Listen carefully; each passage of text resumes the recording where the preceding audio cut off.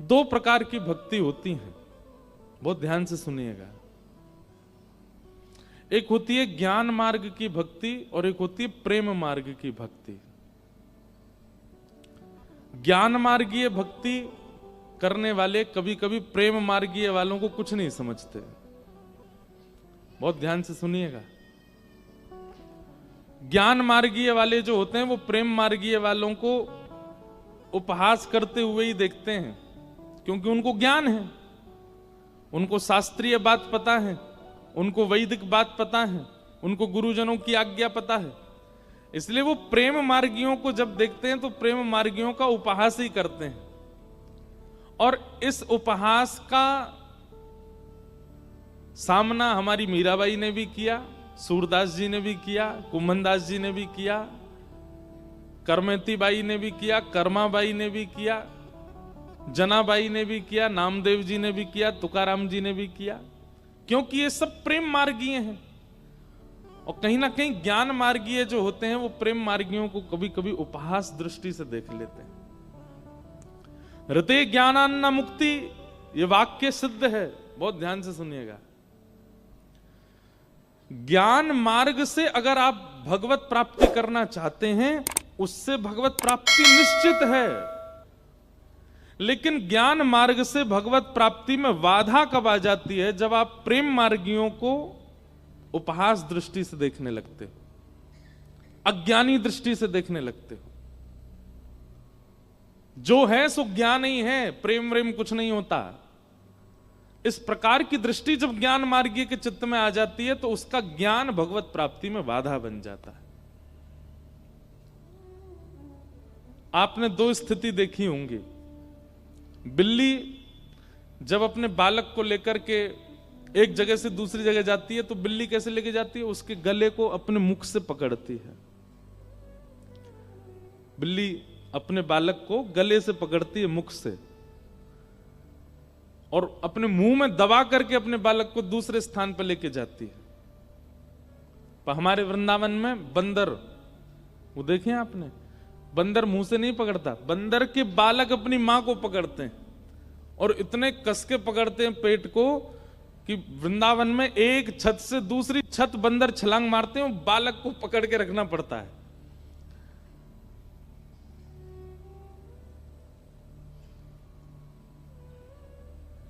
ये दो मार्ग हैं, बहुत ध्यान से सुनिएगा।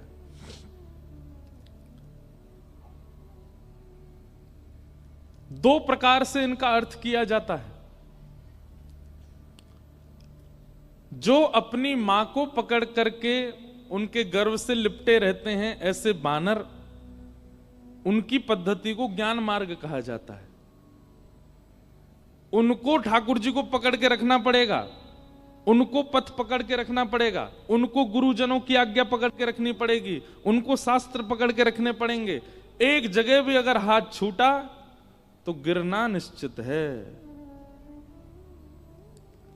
लेकिन भक्ति मार्ग में आपको नहीं पकड़ना, ठाकुर जी आपको पकड़ के रखते हैं। ठाकुर जी आपको गौरव पकड़ के रखे। भक्ति में भी प्रेम मार्गी है, जे कहीं गिर नहीं जाए, या को कछु है नहीं जाए, या को कुछ दिक्कत नहीं हो जाए, वहां ठाकुर जी पकड़ के चलते हैं। पर दोनों में सावधानी रखने की बात है कि ज्ञान मार्गीय कभी प्रेम मार्गीय के प्रति इस प्रकार की भावना ना रखे कि ये तो कुछ भी नहीं है, और कभी प्रेम मार्गीय ज्ञान मार्गी व्यक्ति को देखे या भक्त को देखे तो उसके प्रति ये भावना रखे कि अरे भैया ये सब पोथी सब किनारे रखो, हमारा तो प्रेम ही सर्वस्व है। हम तो लाल जी को गले से भी लगाएंगे, हम तो बिना नहाए अपनी गोद में भी बिठाएंगे, हम तो मुख से मुख लगा करके स्पर्श भी करेंगे, हम तो अपना झूठा भी खिलाएंगे। ये भी वो वहां पर अगर आप वेद शास्त्रों की निंदा करके अपने प्रेम को प्रतिष्ठित करना चाहोगे तो ये भी प्रेम मार्गियों के लिए अपराध है। तो फिर व्यवस्था कैसी होनी चाहिए? ज्ञान मार्गीय और प्रेम मार्गीय एक दूसरे का सम्मान करें।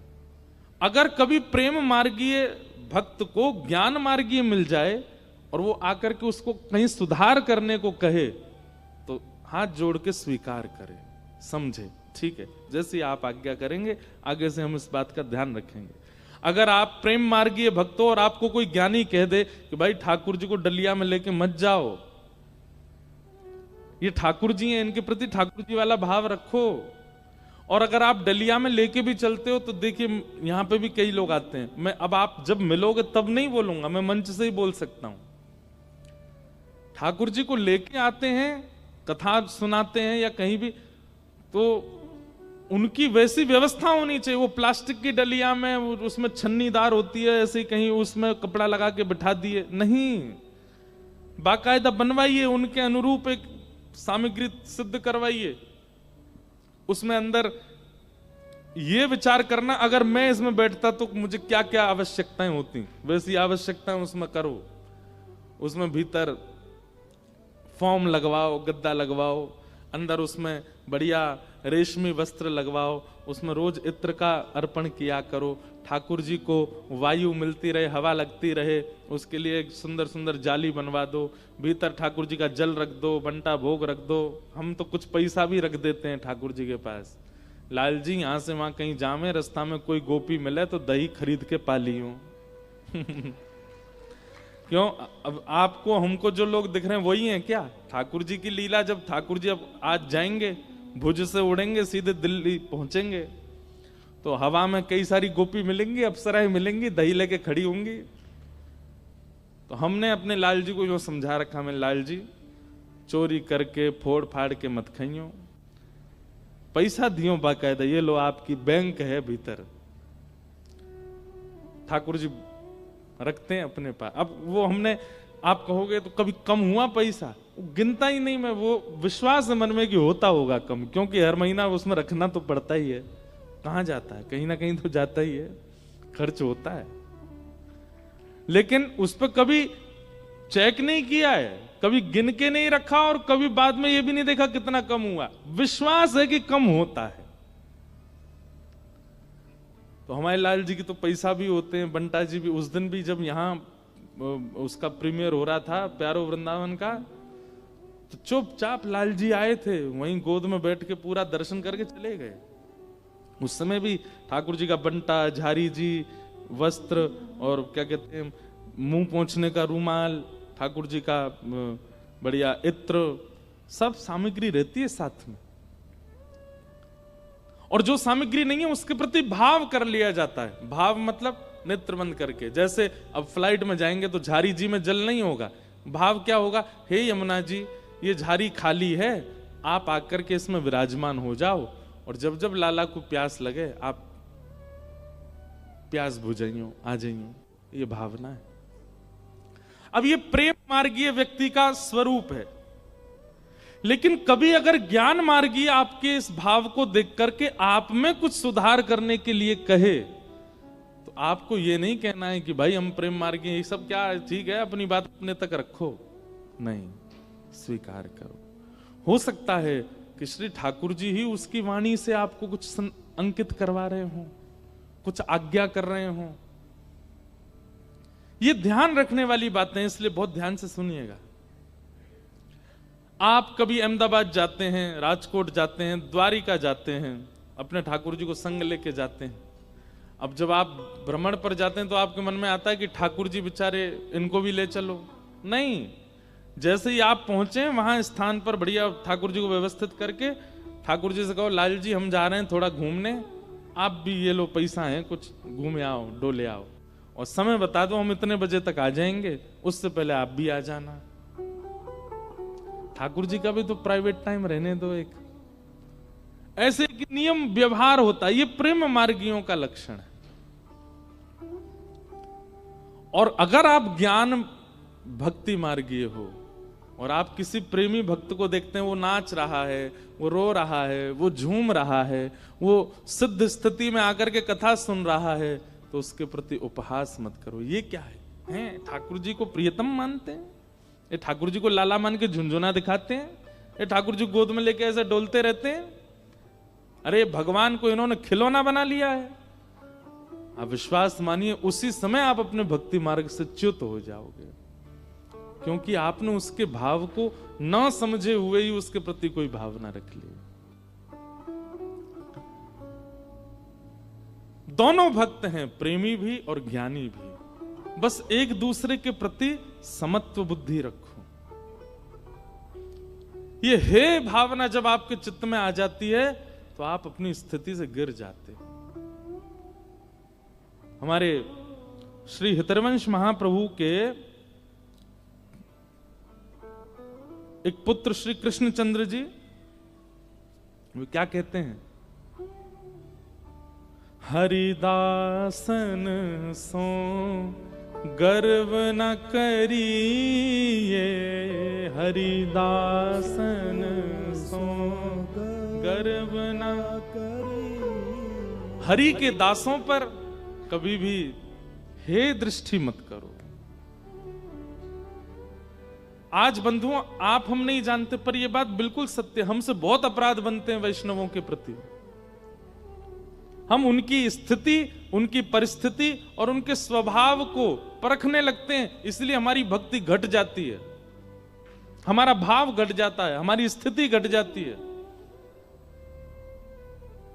श्री कृष्णचंद्र जी कहते हैं, श्री हितरवंश महाप्रभु के पुत्र, हरिदासन सो गर्व न करिए। आप एक बात सुन लीजिए हमारी, आपका नाम जप कितना होता है, एकादशी कितनी होती है, सेवा कितनी होती है, श्रृंगार कितना होता है, भोग कितना लगाते हो, नियम कितना पालन करते हो, सब एक तरफ, और एक वैष्णव के प्रति अपराध बुद्धि सबको नष्ट कर देती है।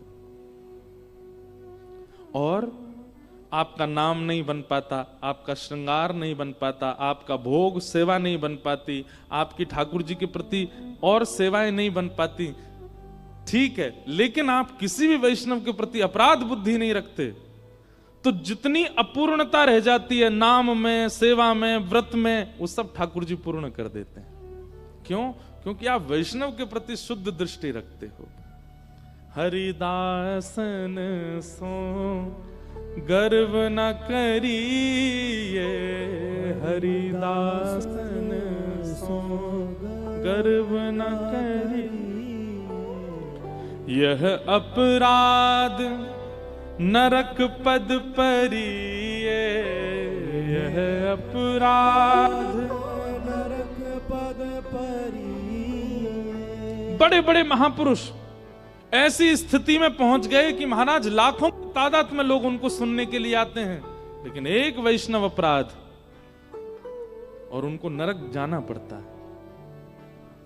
भक्तमाल जी में तो बार बार यह बात कही गई है कि आपको अधिकार किसने दिया कि कौन वैष्णव है और कौन वैष्णव नहीं है ये परखने का? ये ठाकुर जी पे छोड़िए, ये ठाकुर जी का काम है। कौन अच्छा, कौन बुरा, कौन ढोंगी, कौन पाखंडी, कौन ज्ञानी, कौन विरक्त, कौन, ये ठाकुर जी को करने दीजिए। आप क्यों करते हैं? आप तो जिसको भी देखो, जिसके तिलक पर, माथे पर तिलक हो, गले में कंठी माल हो, मुख से केवल कृष्ण कह रहा हो, आप तो उसको वैष्णव ही मानो। उसके प्रति अपराध दृष्टि मत रखो।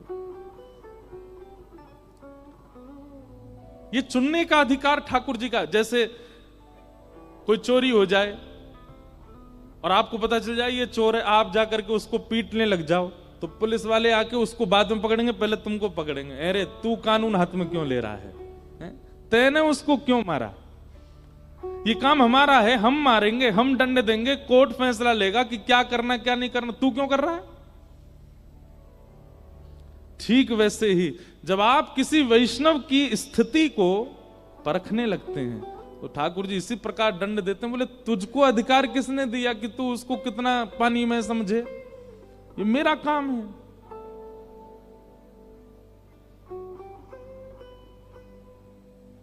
इसलिए हरिदासन सो गर्व न करिए, हरिदासन सो गर्व न करिए।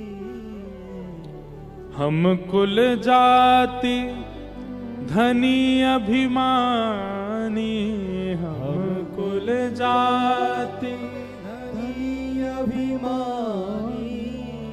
ये भिक्षुक रंक ना मन में धरिए, ये भिक्षुक रंक ना मन में धरिए। हरिदासन सो गर्व न करिए, हरिदासन सो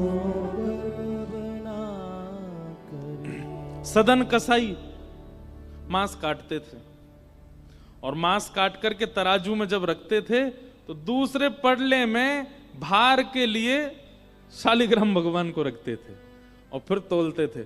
शालिग्राम भगवान के भार से एक जीव का मांस भार तोला जाता था और लोगों को फिर बेचा जाता था।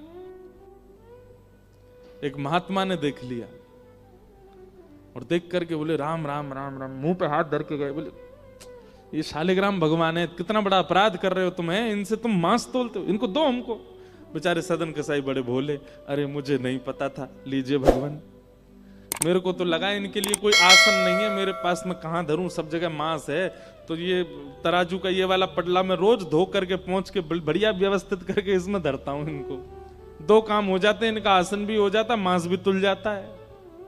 साधु बोले राम राम राम, ठाकुर जी से मांस तोलता है। लेकर के ठाकुर जी को गए, पंचामृत अभिषेक किया, इत्र लगाया, तिलक लगाया, चांदी के सिंहासन पर बैठाया, तुलसी की माला पधराई, मोगरा के पुष्पों से सजा दिया बंगला और नैवेद्य 56 भोग बना करके ठाकुर जी के सन्मुख पधराए और ठाकुर जी से कहा जय जय, अब आप प्रसन्न रहो। कहां एक कसाई के यहां बदबू में, खून में, मांस में, रक्त में आप पड़े थे, अब आप बढ़िया सुंदर सिंहासन पर रहो। ठाकुर जी स्वप्न में आ गए महात्मा के और रोने लगे। महात्मा बोले क्या हुआ? बोले मुझे वापस वहीं छोड़ के आओ सदन कसाई के पास। महात्मा बोले जय जय, इतना अपवित्र स्थान वहां क्या करने, आपको वहां क्या सुख मिलता था? ठाकुर जी बोले पता नहीं क्यों, वो इतना भोला है, इतना सीधा है, वो सदना हमको इतना अच्छा लगता है। जब वो तोलता था ना तो उसके तराजू में जब हम ऐसे लुढ़कते थे तो हमको बड़ा सुख मिलता था, हमको वहीं लुढ़कना, वहीं छोड़े आओ। रैदास जी कहते हैं सोई सुहागन प्रिय जाही रीझें। भैया नियम बना हुआ है, पद्धति बनी हुई है, लेकिन उस नियम पद्धति को तोड़ने का अधिकार ठाकुर जी पर है। वो चाहें तो एक मांस बेचने वाले के पास भी रह सकते हैं। हमें नियम का पालन करना है। कहीं हम ये सोचने लगे सदन कसाई भी तो करता था मांस आदि का, सब हम भी करने लगे, ठाकुर जी थोड़ी ये सब विचार नहीं। आप तो शुद्ध ही रहो, ठाकुर जी पर छोड़ो, वो किसको चुनते हैं। मान गए महात्मा, बोले कि हमने इतना सब कुछ पवित्र आदि सब किया, लेकिन आपको तो वहीं उसी के यहां जाना है, ठीक है। दूसरे दिन सदन कसाई के पास गए और ठाकुर जी हाथ में लेकर के महात्मा आए। सदन कसाई तो तुरंत कूद पड़े चरणों में, बोले भगवान मुझसे अपराध हो गया, आप मुझे दंड मत दीजिए। बोले दंड देने नहीं आए भैया, तेरी भक्ति की सराहना करने आए। दुनिया के लोग पुष्पों से, इत्रों से पूरे घर को महकाते हैं, तब ठाकुर जी को विराजमान करते हैं, और तेरी ये रक्त मंडित, ये मांस मंडित, ये दुर्गंध युक्त दुकान में तराजू पर तुलने में ठाकुर जी को सुख मिला। ले धर इनको। उस दिन सदन कसाई के मन में आया, मेरे इतने गलत व्यवहार को भी ठाकुर जी ने नजरअंदाज कर दिया। मैं किस योग्य हूं? बंधुओं हमारी तरफ देखो, सब रोज विचार किया कीजिए रात को, क्या दिन भर में जो जो कृपा ने ठाकुर जी ने आप पे की, आप उसके अधिकारी थे? नहीं थे। हम स्वयं अपने पे विचार करते हैं। हम कथा सुनाने जाते हैं, इतने सारे लोग सुनते हैं, इतने वैष्णव आनंद लेते हैं, इतना लोग नृत्य करते हैं, हम तो इसके अधिकारी नहीं हैं। ये वृंदावन रसामृत पद प्रकट हो गया, गा दिया, लोग सुन रहे हैं, दुनिया भर में सब लोग गा रहे हैं, इसके अधिकारी हम तो नहीं थे। हम तो रोज सोचते हैं, हे ठाकुर जी, हे गिरधर लाल जी, हम तो अब इतने व्यस्त हो गए कि आपकी सेवा भी नहीं कर पाते हैं, फिर भी आप कितना अनुग्रह करते हैं।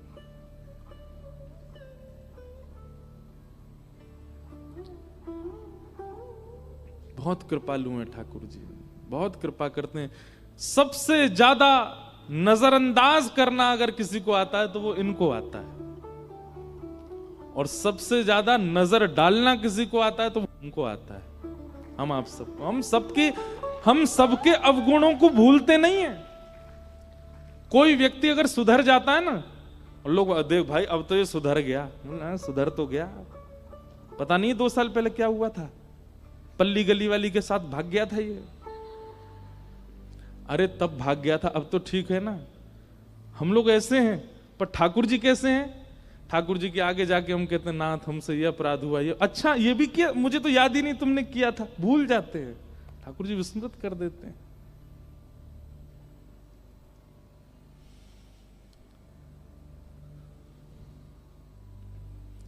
ठाकुर जी जैसा कृपालु नहीं है कोई। एक स्वामी श्री हरदास जी का एक बहुत सुंदर पद है। स्वामी जी के पद गवने में नहीं आते क्योंकि थोड़े गंभीर होते हैं, लेकिन मैं कोशिश करूं।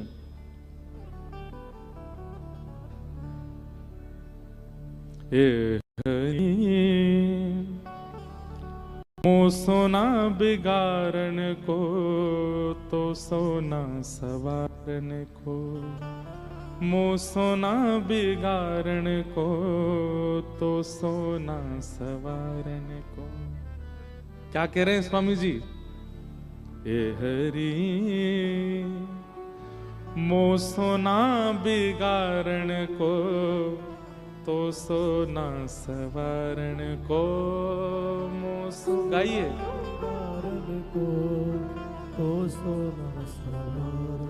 मेरे जैसा बिगाड़ने वाला नहीं है संसार में, और आपके जैसा संभालने वाला नहीं है संसार में। मैं जितना बिगाड़ता जाता हूं आप सब संभालते चले जाते हो। तो मोहि तो ही परी होड़ प्यारे, मोहे तो ही पड़ी हो। स्वामी श्री हरदास जी कह रहे हैं होड़ चल रही है किसमें? मुझ में और आप में। मैं बिगाड़ने में आगे नहीं पीछे नहीं हट रहा हूं, और आप संवारने में पीछे नहीं हट रहे हो। दोनों में होड़ चल रही है, कौन जीतेगा? कितना सुंदर भाव है स्वामी श्री हरदास जी महाराज का। मो सोना बिगाड़न को तो सोना सवारन को, मो सोना बिगाड़न को तो सोना सवारन को। कौन धो जीते कौन धो हारे, कौन धो जीते कौन धो हारे। अच्छा, गांधी धाम वालों की एक शिकायत कर दें, हम गाते नहीं है पद पीछे साथ में। अब इतना सुंदर पद गाया जा रहा है, पर ऐसे बैठे रहेंगे जैसे वाणी नहीं है। अरे गाया कीजिए। ये सब पता है क्यों गाने के लिए कहते हैं? जब आप बाहर कमरे में गाओगे, अपने घर पर गाओगे, उसका लाभ नहीं है। कथा में जब आप गाते हैं, सामने भागवत जी विराजमान है, व्यास जी बैठे हैं, इतने सारे रसिक, यहाँ कोई गाई जाती है ना वस्तु, तो कहते हैं ना जैसे घर पर दवाई लो और हॉस्पिटल में जाके दवाई लो, घर पे दवाई का असर कम है, डॉक्टर के सामने दवाई का असर जल्दी हो जाता है। तो यहां अगर आप गाएंगे तो उसका असर तुरंत होगा आपके चित्त पर, इसलिए गाया कीजिए। हमारी सब कथा में लोग गाते हैं, गांधी धाम वाले आते खूब ध्यान से कथा सुनो, गाते नहीं है, गाया कीजिए। कौन धो जीते कौन धो हारे, देखो मैं गलत था, मैंने कुछ गलत कहा? बिल्कुल सही कह रहा हूं मैं। गाते नहीं हो आप लोग। गुजरात में थोड़ा सा एक चीज है ना, थोड़े से लोग तो नेक्स्ट से बस नेक्स्ट से आलसी हैं।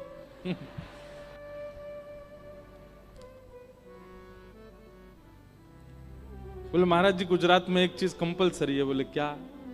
दोपहर में भोजन के बाद सोना जरूरी है।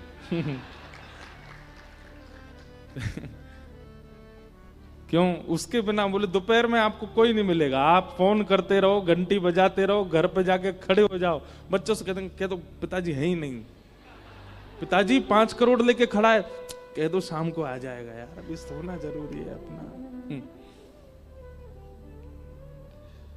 इतनी संख्या में बैठे हैं लेकिन गाते नहीं है। देखो अब निकली ना आवाज। कौन धो जीते कौन धो हारे, कौन धो जीते कौन धो पर बदी ना छोड़, हाँ पर बदी ना छोड़। ए हरी मो सोना बिगाड़न को तो सोना सवारन को, मो सोना बिगाड़न को तो सोना सवारन को। हे हरि मो सोना बिगाड़न को तो सोना सवारन को, मो सोना बिगाड़न को तो सोना सवारन को। तुम्हारी माया विचित्र पसारी, तुम्हारी माया विचित्र पसारी।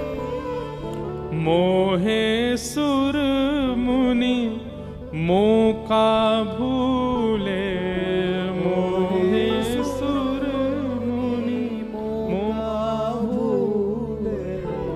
और अंत में श्री स्वामी हरदास जी महाराज कहते हैं, मैं बिगाड़ने में भाग रहा हूं और आप संवारते हुए चल रहे हैं, दोनों में होड़ लगी है, कौन जीते? तभी अंत में स्वामी श्री हरदास जी कहते हैं, कहीं श्री हरिदास हैं हम जीते, कहे श्री हरिदास हैं हम जीते। हारे तुम तो न तोड़, हारे तुम तो न तोड़। स्वामी श्री हरदास जी महाराज कहते हैं, बोले नाथ, इस बिगाड़ने सवारने की होड़ में आप हार गए, हम जीत गए। क्योंकि हम इतना बिगाड़ते हैं, इतना बिगाड़ते हैं, इतना बिगाड़ते हैं कि आप भी नहीं सवार पाओ। अभी जो काल चल रहा है ना बंधु, जिस काल में हम लोग हैं, इस काल में अब ठाकुर जी थक गए हैं। सवारते सवारते अब थक गए। ठाकुर जी बोल रहे हैं, भाई अब तो ये स्थिति हो गई है कि पहले तो अड़ोसी पड़ोसी को मार देते थे, दूर गांव के लोगों का वध कर देते थे, डाकू किसी शहर के आदमी को काट देता था, अब तो पत्नी पति को मार देती है। सोच रहे हैं, पत्नी ब्याह करके 2-3 साल बाद, 4 साल बाद, 5 साल बाद पति को मार के काट के डिब्बा में बंद कर दिया, सीमेंट डाल दिया ऊपर से। ठाकुर जी कह रहे हैं, भैया मैं अब नहीं सवार पाऊंगा, तुम जीते। स्वामी जी महाराज तो पहले ही कह रहे, श्री हरिदास कहें हम जीते, आप हार गए नाथ। हमने इतना बिगाड़ दिया, इतना बिगाड़ दिया कि अब ठाकुर जी हार गए। और 5 दिन नहीं निकले, फिर एक और खबर मिली कि दक्षिण में कहीं वहां पति ने पत्नी को मार के सूटकेस में धर दिया, मां ने बच्चों को मार दिया, बच्चों ने मां को मार दिया। ठाकुर जी कह रहे हैं, भाई अनजानों के प्रति वध की स्थिति पहले होती थी, अब तो जान के 7 फेरे लिए हैं, मंगलसूत्र पहना है, सिंदूर भरा है। आपको पता है अब वर्ल्ड वॉर नहीं होगा, अब वर्ल्ड वॉर नहीं होगा, अब होम वॉर होगा। कलयुग इतना खतरनाक है, पड़ोसी से नहीं लड़ेंगे आप, अपनों से लड़ेंगे। मेरी इस बात से डर मत जाना, ब्याह वाले ब्याह कर लेना, जिनका ब्याह होना वो कर ही लेना। ठाकुर जी सब मंगल करेंगे भैया, बिल्कुल चिंता मत करो, है कुछ नहीं होगा। रोज उसके पांव पूज लिया कर, मुझे काटोगी तो नहीं, मुझे मारोगी तो नहीं, तुम जो कहोगे सो करूंगा भैया, लेकिन मुझे मारना नहीं बस। अब तो ये करना पड़ेगा, जिस प्रकार का समय आ रहा है आगे। हे हरि मो सोना बिगाड़न को तो सोना सवारन को, मो सोना बिगाड़न को तो सोना सवारन को। कहे हरिदास हैं हम जीते, जीते कहे हरिदास, है हम जीते हारे तुम तो न तोड़, हारे तुम तो ना तोड़। हे हरि मो सोना बिगाड़न को तो सोना सवारन को, वो सोना बिगाड़न को तो सोना सवारन को। कितना बिगाड़ते हैं हम, लेकिन ठाकुर जी नजरअंदाज कर देते हैं। इतने अपराध के बाद भी ठाकुर जी हमारे जगन्नाथपुरी में, जैसे वृंदावन में हमारे श्रीनाथ जी के अष्ट सखा हैं, ऐसी जगन्नाथपुरी में श्री जगन्नाथ महाप्रभु के भी पंच सखा है, 5 सखा, और उनके एक सखा हुए श्री बलराम दास जी। उनका कार्य था वो रोज श्री जगन्नाथ महाप्रभु के सामने बैठ करके पद गाते थे, पद सुनाते थे। एक बात तो निश्चित है, ठाकुर जी को गायन बहुत प्रिय है, और ये बात मैं हर कथा में कहता हूं कि अगर आपको कोई वाद्य बजाना आता है, अगर आपको गाना आता है, अगर आपको कोई कला आती है जिससे संसार रीझता है,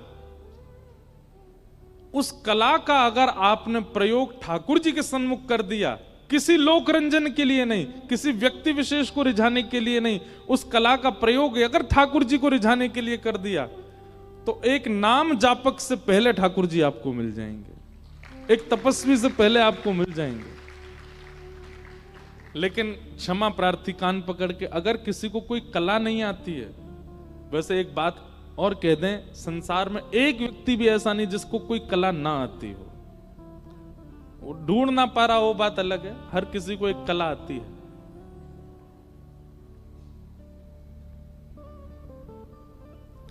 उस कला का प्रयोग संसार के लिए ना करके अगर ठाकुर जी के लिए कर दे, उससे ठाकुर जी रीझ जाते हैं, और उसमें संगीत सर्वोपरि है।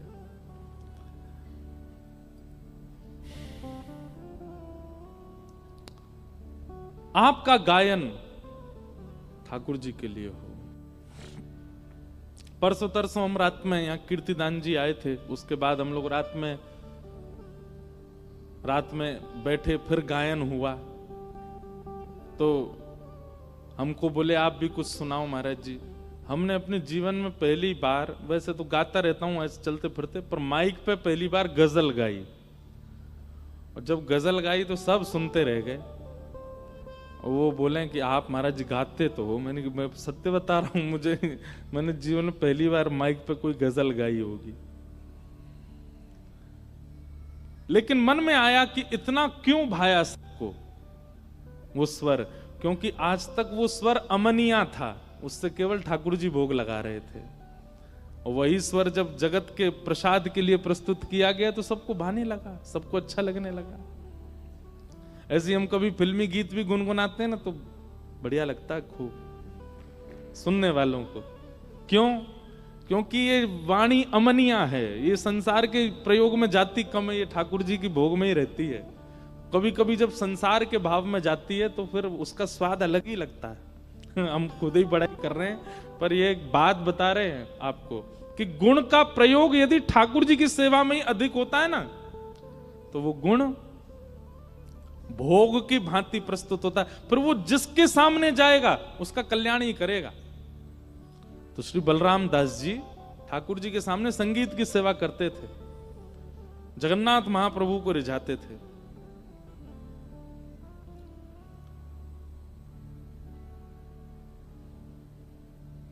महाप्रभु जी बैठ करके इतना आनंद से श्रवण करते थे श्री बलराम दास जी को, इतने प्रसन्न रहते थे बलराम दास जी से। लेकिन ठाकुर जी जिससे बहुत प्रसन्न हो जाते हैं ना, फिर उसके कुछ समय बाद परीक्षा लेना प्रारंभ करते हैं कि ये वास्तविक है कि नहीं। और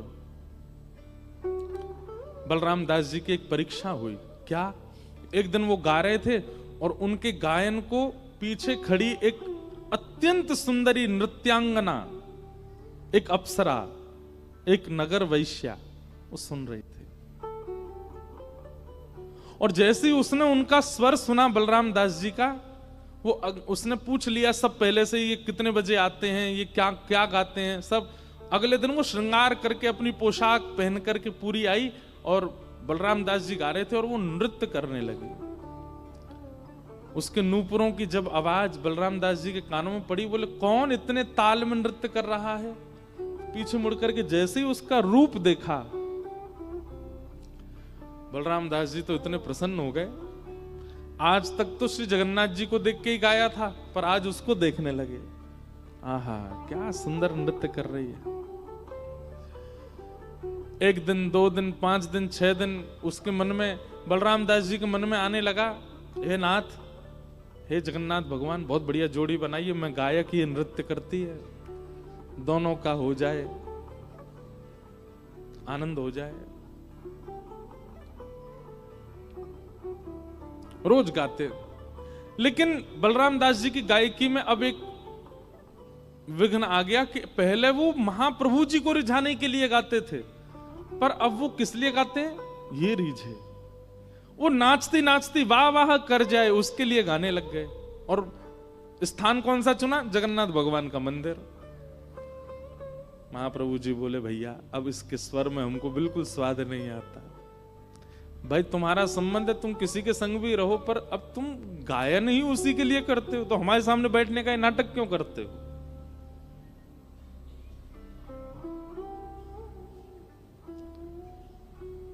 कितना ठाकुर जी को कभी कभी कितना कष्ट देते हैं ना हम लोग। आप किसी के घर गए और उस व्यक्ति ने, आप मेहमान हैं, आपके लिए नहीं बनाया है, अपने बेटे के लिए, अपनी बेटी के लिए भोजन बनाया, उसमें से कुछ अंश आपको दिया, तो कहीं कहीं अपराध, अपमान बोध होता है कि नहीं अपने को। मानिए चाय बनी, आप मेहमान हैं और चाय लेकर के आई, अपने पति को दी, ठीक है, लेकिन तुरंत आपको खाली गिलास दिया और खाली गिलास देकर के पति के प्याले में से थोड़ी सी आपके में कर दी, बोले लो पी लो, हाँ ले तुम पियो। कितना अपमान लगेगा भाई कि हम मेहमान हैं, हमको उसके गिलास में, अरे ऐसा क्या हो गया भाई। मेहमान को पहले प्रस्तुत किया जाता है, जिसके लिए सामग्री अर्पित की जाती है। ठाकुर जी को हम कितना कष्ट देते हैं। हम 56 भोग पधराते हैं ठाकुर जी के आगे, पर 56 भोग में सामग्री वो होती हैं जो चाचा जी को प्रिय है, जो पत्नी को प्रिय है, जो बेटी को प्रिय है, जो बेटा को प्रिय है। ठाकुर जी को बर्गर, पास्ता, पिज्जा भी लगा दिया है भोग में। और हम दूर खड़े, जब आरती हो रही है तो बच्चों के मुंह में पानी आ रहा, कब ये उठे हम खावे। ठाकुर जी कह रहे मेरे को तो केवल बहाना मात्र बना लिया है कि इनके सामने धरना है, बनाया तो उसके लिए है। कितना कष्ट देते हैं हम ठाकुर जी को। इसलिए ठाकुर जी रहते ही नहीं है ऐसे स्थान पर, चले जाते हैं। बच्चे वो पाएं जो ठाकुर जी को प्रिय है, परिवार के लोगों को वो मिले जो ठाकुर जी को प्रिय है। जिन भेषा मेरो सावरो रीझे, जिन भेषा मेरो सावरो रीझे, जिन भेषा मेरो गिरधर रीझे, जिन भेषा मेरो गिरधर रीझे, सोही भेष भरूंगी हो मैं तो, सोही भेष भरूंगी हो मैं तो, सोही भेष भरूंगी हो मैं तो, सोही भेष भरूंगी। अरे हाँ मैं बैरागन होंगी, मैं बैरागन हाँ हाँ होंगी।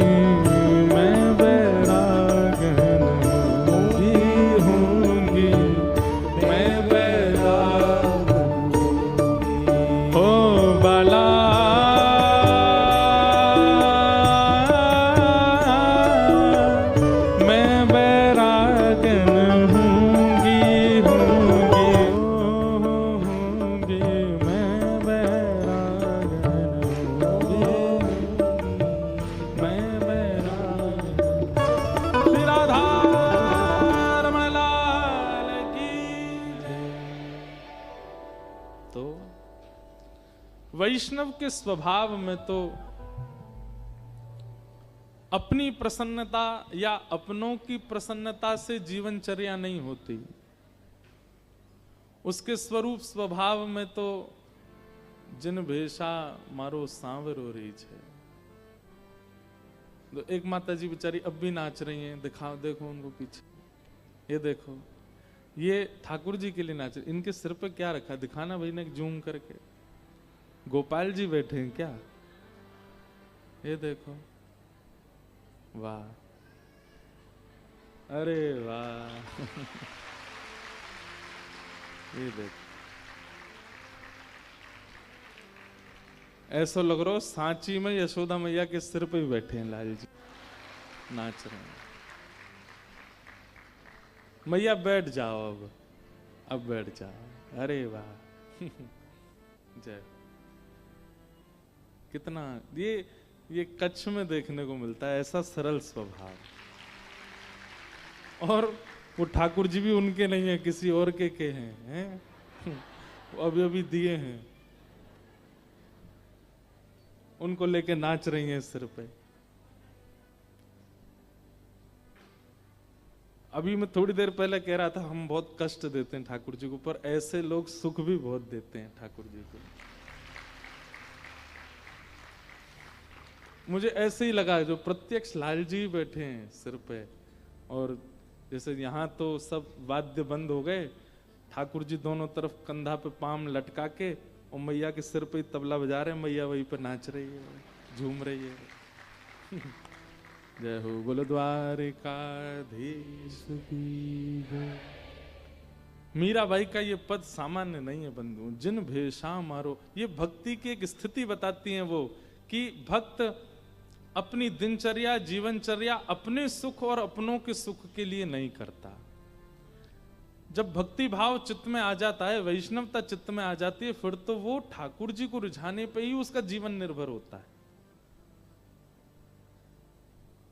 जैसे संसार का प्रेम लोग प्रकट करते हैं कि तुम जैसे चाहो वैसे मैं रहूं, वैसी स्थिति ठाकुर जी के लिए हो जाए। सूरदास जी कहते हैं, जैसे राखो तैसे रहूं,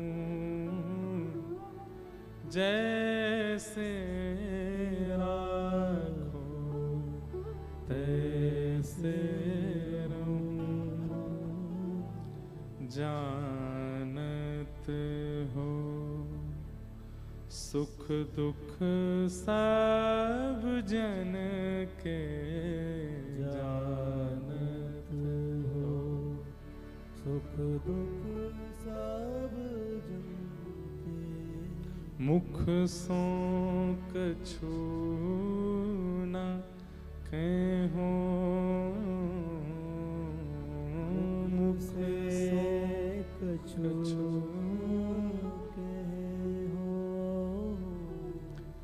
जैसे राखो तैसे रहूं, जैसे राखो तैसे रहूं। ये वैष्णव का स्वरूप होता है,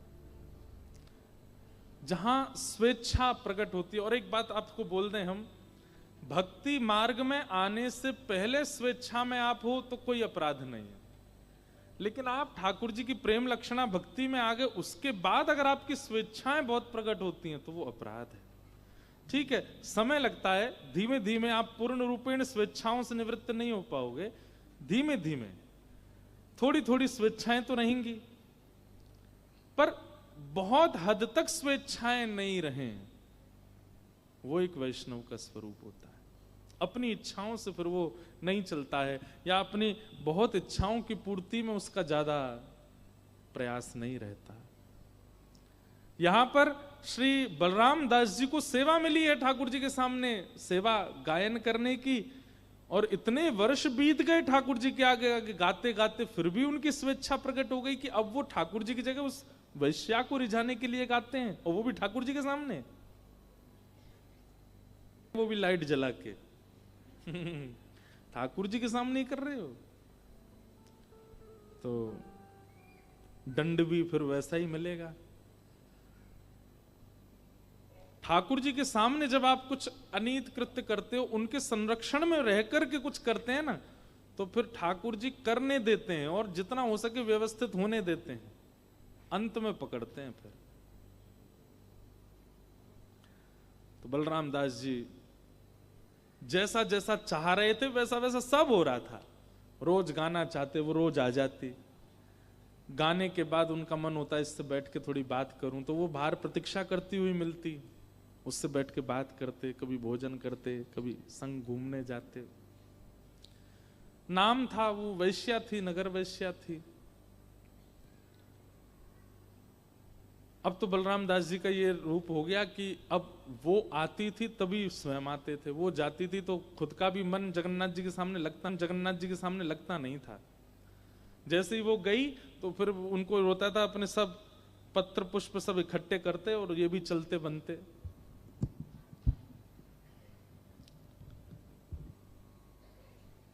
रथ यात्रा का समय धीरे धीरे पूरे जगन्नाथपुरी में हल्ला हो गया कि भाई बलराम दास जी तो अपनी स्थिति से अब बिगड़ चुके हैं। वो तो वैश्या के संग घूमते हैं, उसी के संग नाचते हैं, उसी के संग पूरी रात रहते हैं। मंदिर के सब पुजारियों ने निर्णय लिया कि भाई इस पर हमको कुछ करना चाहिए। एक तो बलराम दास जी वैश्या संग करते हैं, ऊपर से मंदिर में आके ठाकुर जी के सामने सेवा करते हैं। तो सब ने मिलकर के निर्णय किया कि इस बार की रथ यात्रा में इनको सेवा नहीं करने देंगे हम।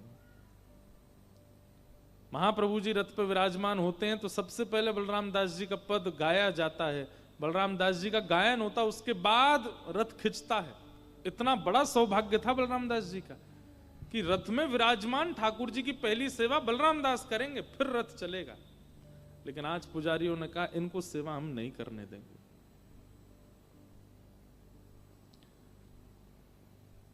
रात भर वैश्या का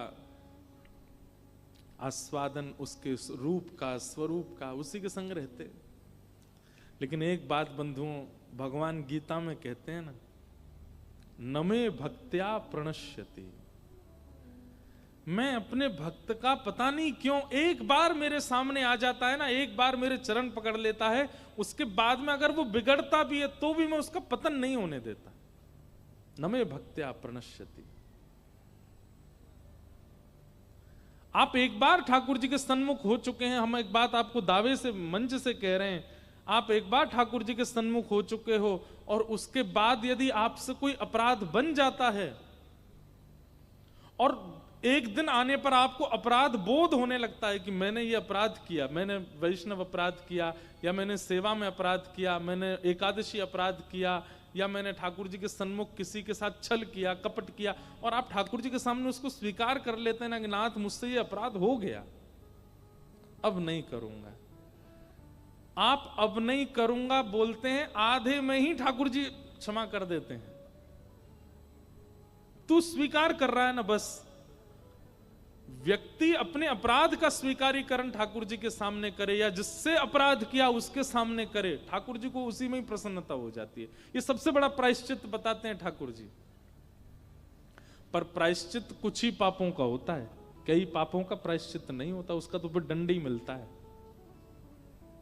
कई पाप ऐसे हैं, किसी के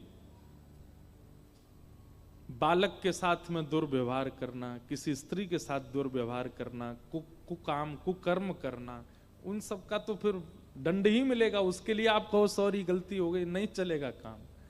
पर कई अपराध ऐसे हैं जहां पर आपने थोड़ा छल किया है, किसी का धन लिया है, किसी के साथ किसी के बारे में कुछ गलत अफवाह फैलाई है, किसी का हृदय दुखाया है, ऐसे कुछ जो अपराध क्षमा युक्त हैं, उनमें या तो ठाकुर जी के आगे या उस व्यक्ति से अब आप अपने अपराध को मान करके क्षमा मांग लेते हैं तो ठाकुर जी आपको क्षमा कर देते हैं। उसी समय वो चैप्टर क्लोज कर देते हैं ठाकुर जी, बस अब ये दोबारा खुले ना, ये जिम्मेवारी आपकी, ये दोबारा हो ना मुझसे। आज सुबह सुबह जैसे ही डुमडुमियां बज रही थी, पूरे नगर में जय जगन्नाथ उद्घोष हो रहा था। महाप्रभु जगन्नाथ अपने अहे नील शैल प्रवनमतावरण प्रवनमतावरण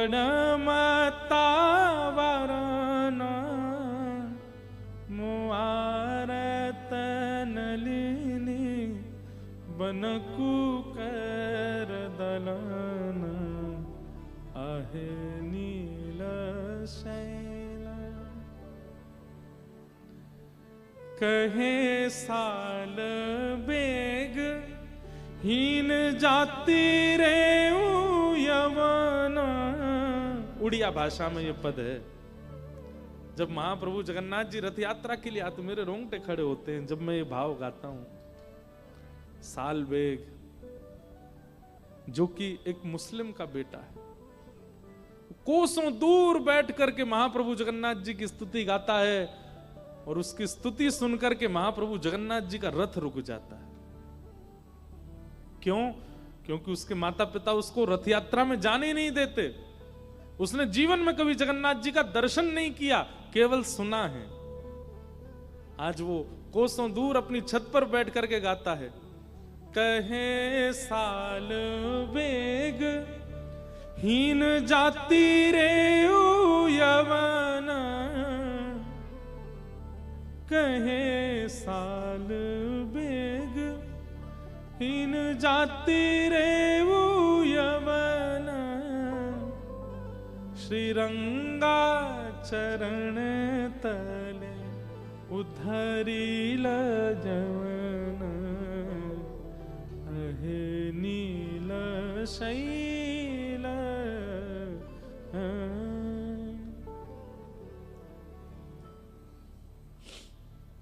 महाप्रभु जगन्नाथ जी का रथ रुक गया है। पुजारी पंडा सब हाथ जोड़ के कहते हैं, नाथ लाखों लोग आपके रथ को खींच रहे हैं, क्यों नहीं बढ़ रहे हैं आप आगे? महाप्रभु तभी वहां दैतापति जो राजा होते हैं जगन्नाथपुरी के, उनको स्वप्न देते हैं कि मेरा एक भक्त मुझे पुकार रहा है, उसकी वाणी मुझको आगे बढ़ने नहीं दे रही है। जब तक वो रथ यात्रा में नहीं आएगा मेरा रथ आगे नहीं बढ़ेगा। सब कहते हैं, अरे सुभद्रा जी गुंडीचा पहुंचने वाली हैं, बलराम जी का रथ भी आधा मार्ग पार कर चुका है, नाथ आप प्रारंभ में ही अटके पड़े हो। ठाकुर जी बोले, चाहे महीना लग जाए अब रथ आगे नहीं बढ़ेगा, पहले सालबेग को बुलाओ। जब तक सालबेग नहीं आएगा मैं आगे नहीं बढ़ूंगा। राजा पूरी सेना के साथ और रत्न मंडित पालकी भिजवाता है। उनके पिता बहुत दुष्ट थे सालबेग के, उनको बंदी बना देते हैं और एक पालकी में माता जी सालबेग की और एक पालकी में पुत्र सालबेग, दोनों को पालकी में लेकर के आते हैं। जिस रथ यात्रा में लाखों लोगों की आंखें, करोड़ों लोगों की आंखें केवल महाप्रभु जी को देखने को तरसती हैं, आज पहली बार वे सब की आंखें सालबेग को देखने को तरस रही हैं। ऐसा कौन सा भक्त है जिसके लिए ठाकुर जी ने रथ रोक दिया?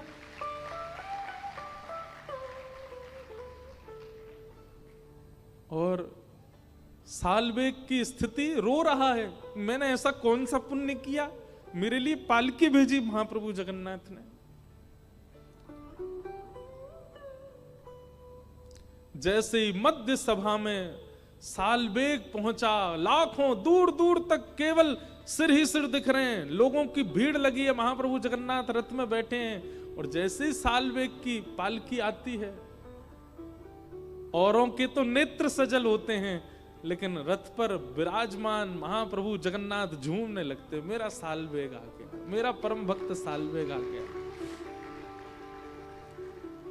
ठाकुर जी पुजारियों को कहते हैं, मुझसे सहन नहीं हो रहा है, इसको जल्दी उतार करके रथ के ऊपर चढ़ाओ और मेरे हृदय से लगा दो, मैं इसका आलिंगन करना चाहता हूं। पुजारी कहते हैं, भगवान इस रथ पर चढ़ने का अधिकार केवल पंडा पुजारियों का है। ठाकुर जी कहते हैं, अरे तू अभी भी यही विचार करता है, अरे सालबेग मेरा है, इसको लेके आओ ऊपर। अपने जीवन में पहली बार दर्शन किया है सालबेग ने, और जैसे ही गए सामने महाप्रभु जगन्नाथ अपने दोनों भुजा मानो सालबेग के लिए पसार रखी है, इसको मेरे हृदय से लगाओ। सालबेग स्थिति वो स्वयं ना चल पा रहा है ना हिल पा रहा है, सब उठा करके उसको चला रहे हैं। और उसकी भुजाएं खोल के महाप्रभु जगन्नाथ से मानो जैसे जबरदस्ती ठाकुर जी ही सब क्रिया साल वेग से करा रहे हैं। और जैसे ही साल वेग अंक में भरता है महाप्रभु जगन्नाथ को, दारू ब्रह्म जगन्नाथ जी के नेत्रों से अश्रु गिरने लगते।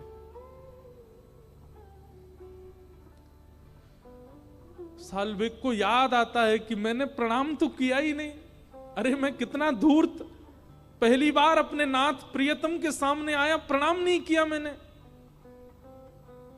थोड़ा दूर हट करके जैसे ही महाप्रभु जगन्नाथ को देखते देखते प्रणाम करता है, वहीं साल्वेग अपने प्राण त्याग देता है, महाप्रभु के चरणों में त्याग देता है।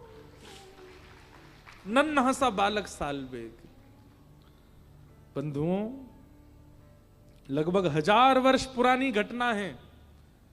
आज भी महाप्रभु जगन्नाथ जी का रथ साल्वेग की समाधि के आगे अपने आप रुक जाता है। आज भी रुकते हैं ठाकुर जी।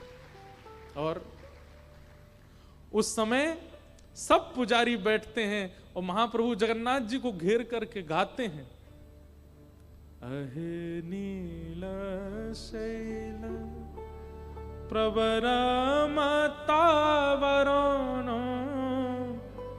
प्रवरमतावरण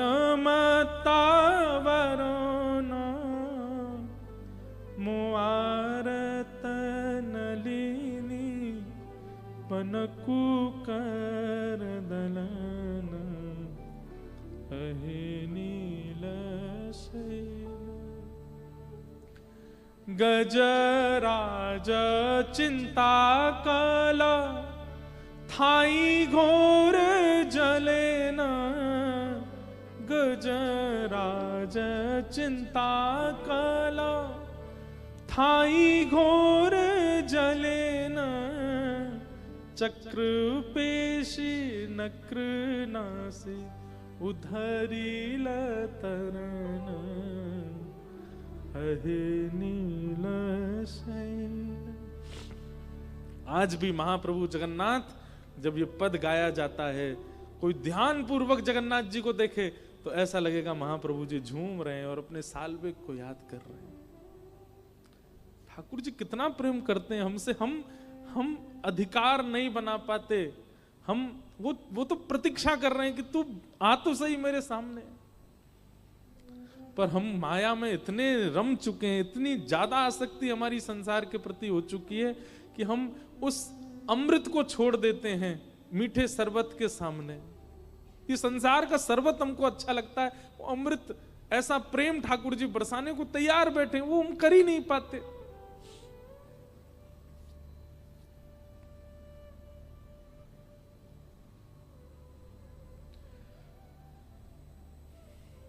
यहां महाप्रभु जगन्नाथ अपने श्री मंदिर से उछल उछल करके आते हैं नीचे, ऐसे कूद के आते हैं। क्यों? मैया से मिलने जा रहे हैं अपनी। इंद्रद्युम्न राजा और उसकी पत्नी गुंडीचा, इन दोनों ने भगवान से प्रार्थना की थी, हे नाथ हमारी मनवांछित इच्छा पूरी करो। भगवान बोले अपने मन में सोच लो तुम्हें क्या चाहिए। तो इंद्रद्युम्न राजा तो मांगता है कि मुझे संतान ना हो। क्यों? मैं जितनी आपकी सेवा करता हूं मुझे संशय है कि मेरे बालक आपकी सेवा करेंगे कि नहीं, इसलिए नाथ मेरा वंश ना बढ़े आगे। और बगल में बैठी गुंडीचा मन में सोचते हैं, हे नाथ मुझे एक पुत्र रत्न की प्राप्ति हो जाए। महाप्रभु जगन्नाथ कहते हैं, भैया तुम दोनों पति पत्नी अलग अलग वरदान मांग रहे हो और बिल्कुल विपरीत वरदान मांग। इंद्रद्युम्न अपनी पत्नी से कहते हैं, तुमने क्या मांगा महाप्रभु से? बोले पहले तुम बताओ तुमने क्या मांगा। बोले मैंने तो ये मांगा कि हमारे संतान ही ना हो। पत्नी बोली ये क्यों मांगा? अरे हम जितनी सेवा करते हैं, हम जितना प्रेम करते हैं जगन्नाथ जी से, कहीं हमारे बालकों ने उतना प्रेम नहीं किया तो फिर हम कहीं वैकुंठ में, स्वर्ग में, नरक में कहीं भी होंगे, हमको बहुत कष्ट होगा कि देखो हमारे संतान सेवा नहीं कर रहे। वो कष्ट मुझसे सहन नहीं होगा क्योंकि उस बालक पे मेरा नाम चढ़ेगा। इंद्रद्युम्न का नाती है, इंद्रद्युम्न का बेटा है, सेवा ही नहीं करता जगन्नाथ जी की।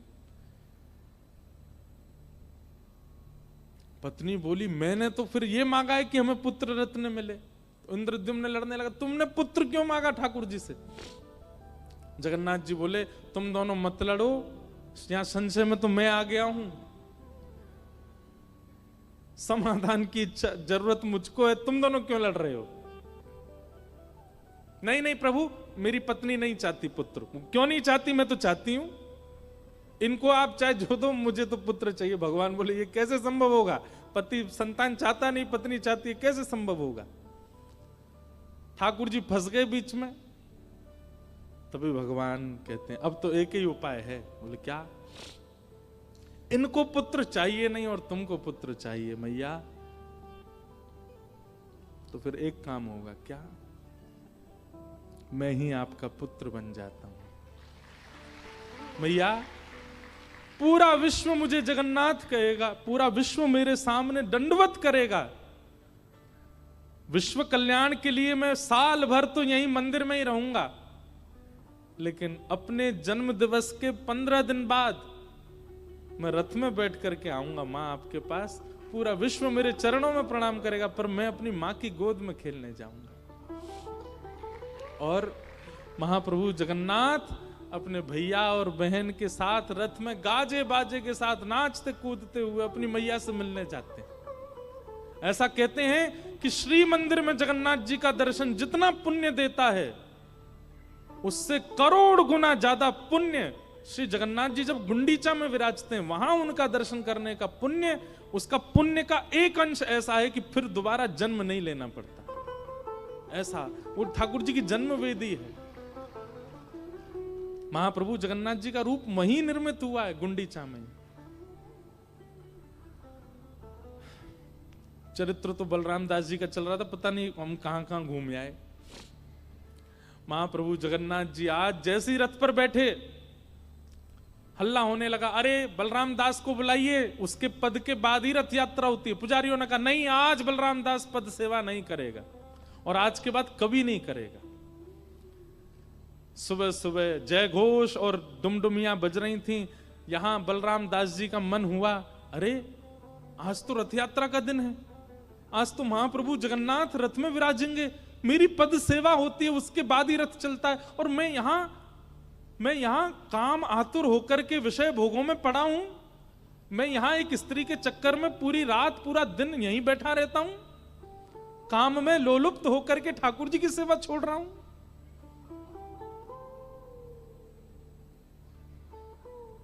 तुरंत स्नान करके रोते बिलखते जा रहे हैं, नाथ मुझे क्षमा कर दो, मैं क्यों नहीं समझ पाया कि मेरा जीवन तो आपकी सेवा के लिए, मैंने क्यों किसी और को अर्पित किया। जैसे ही पहुंचे जगन्नाथ महाप्रभु के रथ के सामने, पुजारियों ने कहा धक्का दो, इसको दूर करो, ये दर्शन का भी अधिकारी नहीं है, वैश्यागमन करता है।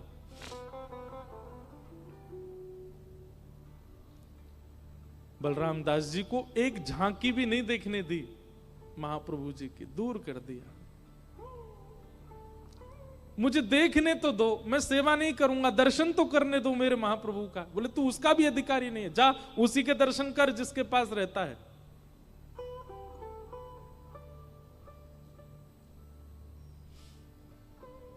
बलराम दास जी रोने लगे, मैं अपराधी हूं नाथ, जन्म से लेके आज तक एक भी रथ यात्रा ऐसी नहीं गई जिसमें आपका दर्शन नहीं हुआ, लेकिन आज अपने ही कुकर्मों के कारण आपका दर्शन नहीं कर पा रहा हूं, और ये मेरा दंड है कि मैं इस बार आपका दर्शन नहीं, मैं स्वीकार करता हूं इस दंड को।